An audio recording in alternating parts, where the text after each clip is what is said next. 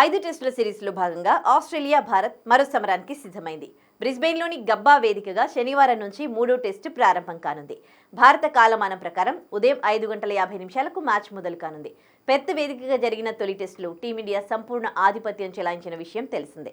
295 పరుగుల తేడాతో ఘన విజయం సాధించింది. కానీ అడిలైడ్ వేదికగా జరిగిన డే అండ్ నైట్ టెస్టులో ఘోర పరాజయాన్ని చవిచూసింది. ఈ క్రమంలో గబ్బా టెస్ట్పై అంచనాలు భారీగా పెరిగాయి. అయితే ఈ మ్యాచ్కు వర్షం ఆటంకం కలిగించే అవకాశాలు ఎక్కువగా ఉన్నాయి. ఒక్కరోజు 2 రోజులు కాదు, ఏకంగా 5 రోజులు వర్షం పడే అవకాశాలున్నాయి. తొలి 3 రోజులు మోస్తరు వర్షాలు కురిసే అవకాశం ఉంది.